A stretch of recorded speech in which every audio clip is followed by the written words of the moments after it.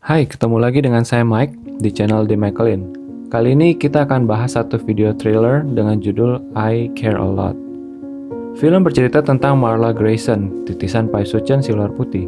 Ia sangat cerdik memanipulasi korbannya yang sudah uzur, kemudian mengeruk harta mereka.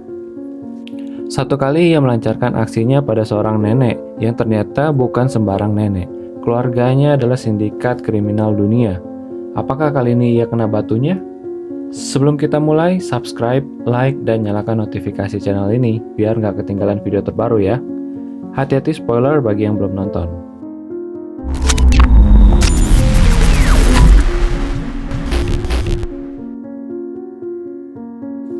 Film dimulai dengan menampilkan keadaan di sebuah panti jompo atau bahasa halusnya senior club.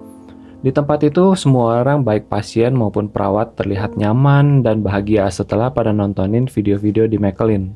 Namun suasana pun berubah ketika kedatangan seorang pria bernama Felstorm yang bermaksud menemui ibunya, namun tidak diizinkan oleh penjaga. Ia bahkan diusir dari tempat itu.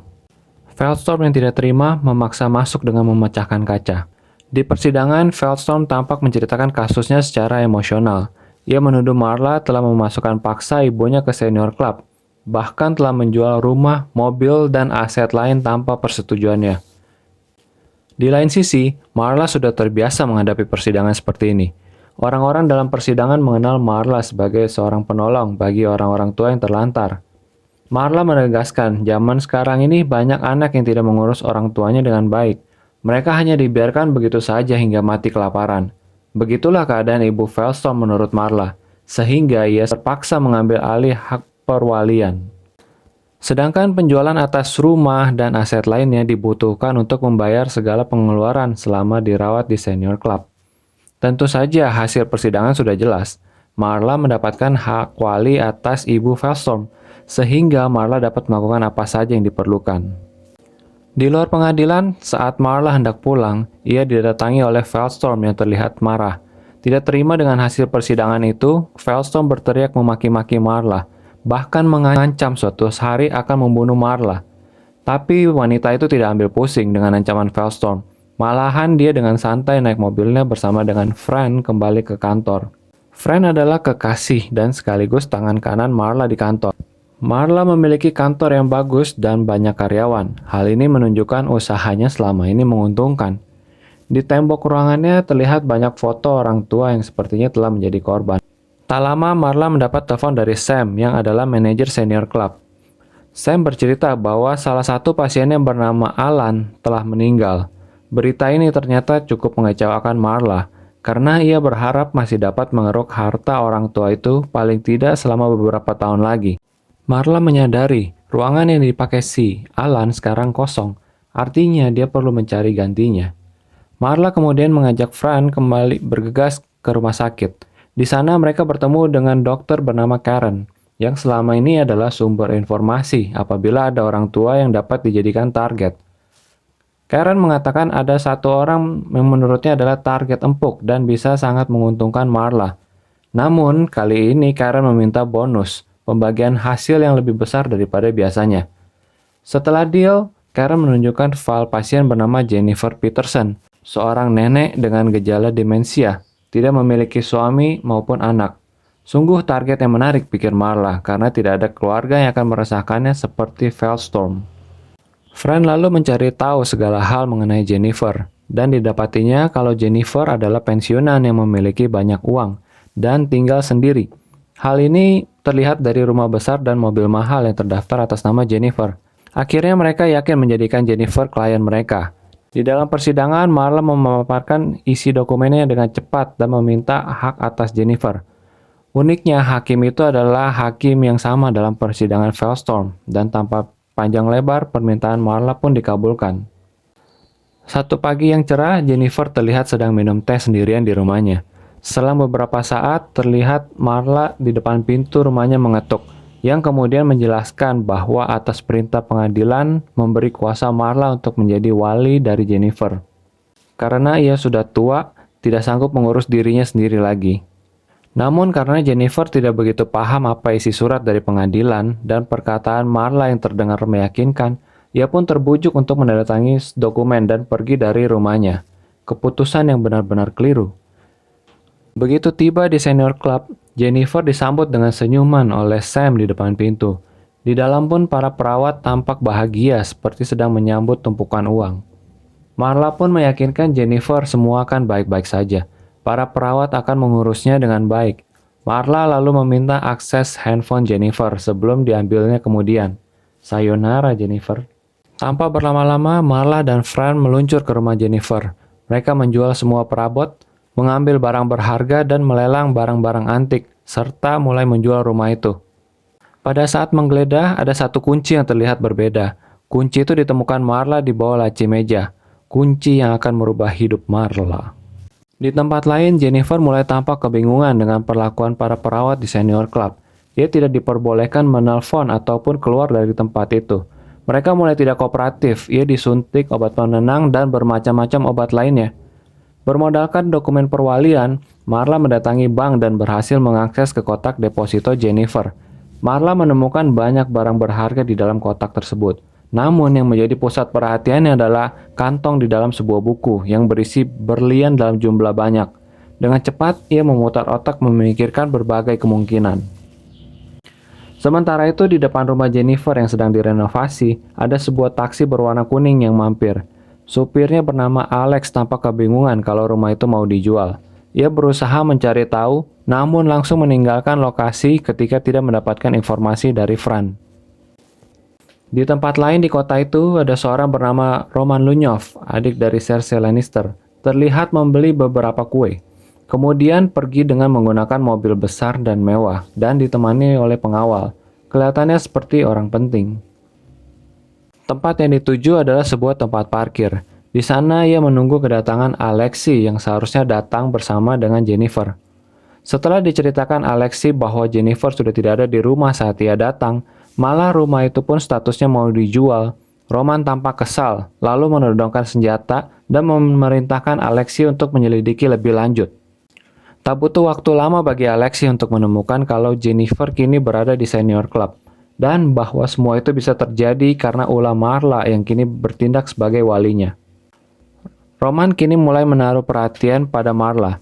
Sekarang kita tahu bahwa Jennifer bukan nenek biasa. Roman mempertimbangkan untuk menyelesaikan persoalan ini dengan cara legal, mengutus Dean pengacaranya untuk berbicara dengan Marla. Dean mengaku bahwa ia adalah kuasa hukum dari Jennifer dan meminta Marla melepaskan kliennya. Setelah negosiasi yang alot gertak kanan kiri, Ballard tidak mau melepaskan Jennifer dengan alasan apapun.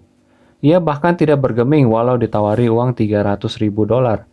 Malah tawaran itu meyakinkan Marla kalau dia bisa memperoleh jumlah yang jauh lebih besar lagi. Dean yang mulai putus asa mencoba mengancam Marla. Namun Marla mengusirnya begitu saja sambil mencoba tetap tenang. Keesokannya Marla mendatangi Jennifer dan bertanya mengenai Dean dan siapa orang yang berada di belakangnya. Jennifer yang sekarang sadar bahwa Roman sudah turun tangan hanya menertawakan Marla. Dan ini membuat Marla menjadi kesal. Ia pun masuk ke kantor Sam dan memerintahkan Sam membuat hidup Jennifer semakin berat dengan mengurangi obat penahan sakit, menu makanan diganti hanya bubur saja, dan agar waktu di luar kamar dikurangi secara signifikan. Roman terlihat mendatangi bank, mendapati berlian yang disimpan di dalam deposit box sudah raib, membuatnya sangat kesel. Di lain tempat, Dean membawa kasus Jennifer ke media persidangan dengan tuduhan kalau Marla sudah melakukan penculikan terhadap Jennifer dan dengan unsur paksaan memperoleh aset Jennifer. Namun, Dean tidak dapat menunjukkan dokumen yang sah bahwa ia adalah kuasa hukum dari Jennifer. Ia pun tidak dapat memperkenalkan diri sebagai pengacara anaknya karena harus melindungi identitas Roman. Akhirnya, Dean kalah di persidangan itu. Karena merasa terpojok, Roman mengambil tindakan keras. Kali ini ia mengutus Alexi ke Senior Club. Di sana Alexi berpura-pura tertarik. Setelah diajak berkeliling, tiba-tiba ia menyetrum Sam hingga pingsan. Dan bersama dua orang lainnya mulai menggeledah tiap kamar untuk mencari Jennifer. Akhirnya mereka menemukan Jennifer dan hampir saja lolos, jika bukan karena Marla dan Fran yang mencegah mereka di depan pintu keluar. Sepertinya Marla sudah memperkirakan tindakan Roman. Jennifer hanya tinggal nunggu beberapa langkah saja bisa masuk ke dalam mobil, akhirnya diamankan lagi dalam Senior Club. Setelah diperiksa polisi, terungkap kalau Alexei adalah kaki tangan dari sindikat narkoba Rusia, dengan pimpinannya bernama Roman Lunyov. Roman sekarang nekat, dia menyuruh anak buahnya mendatangi Dr. Karen dan membunuhnya. Marla melihat berita kematian Karen dari televisi. Ini adalah bentuk peringatan awal bagi Marla agar melepaskan ibu Roman.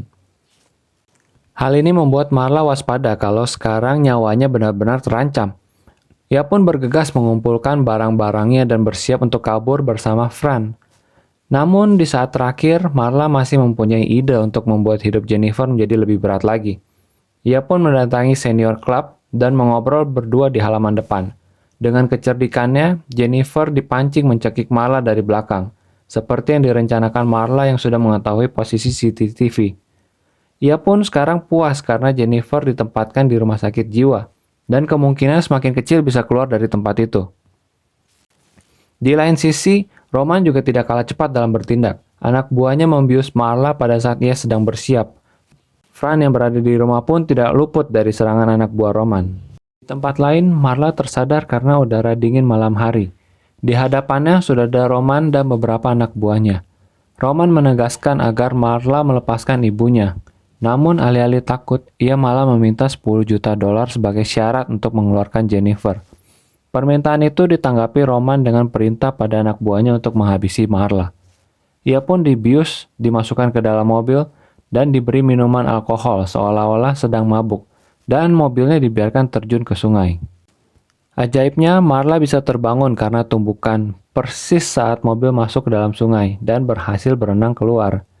Marla pun menghampiri minimarket yang ditemukannya di tengah jalan. Di sana ia kemudian membeli baju ganti, susu untuk menyimpan giginya yang ternyata patah dan memesan taksi pulang ke rumah. Tak lupa ia mencatat plat mobil penculiknya. Ia yakin suatu saat itu akan berguna. Untung saja Marla bisa tiba tepat waktu di rumah, karena di sana kondisi Fran yang cukup parah membuatnya tidak bisa bergerak. Tapi Marla mencium bau gas yang bocor. Dengan sekuat tenaga, ia mencoba menyelamatkan mereka berdua sebelum akhirnya rumahnya meledak. Marla memang bukan wanita biasa, bukannya panik, ia masih sempat ke dokter gigi untuk memperbaiki giginya yang patah. Sekarang kondisi mereka sudah aman dan ternyata berlian itu masih tersimpan aman oleh Marla. Beberapa hari kemudian, Marla dan Fran melacak nomor plat mobil yang mengarahkan mereka ke rumah salah seorang pengawal pribadi Roman. Melalui orang ini pun mereka berhasil mengetahui lokasi dan menyusup ke dalam kantor Roman. Dengan cara menyamar, Marla akhirnya bisa mengakses ke tempat parkir dan kemudian menunggu dengan sabar sampai akhirnya terlihat Roman memasuki mobilnya. Dengan cepat, Marla merobohkan pengawal-pengawal Roman sebelum kemudian menyuntikkan obat bius padanya. Roman pun ditinggalkan dalam keadaan telanjang di tengah hutan, yang keesokan harinya ditemui dan dilaporkan ke polisi oleh orang yang kebetulan berlari melewati jalan tersebut. Roman terlihat perlahan-lahan mulai tersadar di sebuah rumah sakit.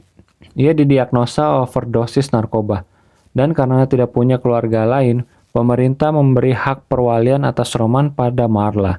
Artinya, Marla bisa melakukan apa saja pada Roman. Suatu pagi, Marla terlihat mengobrol bersama Roman. Ia masih menginginkan 10 juta dolarnya dan bermaksud menukarnya dengan kebebasan Roman, Jennifer, serta berliannya. Namun Roman malah menyadari hal lain.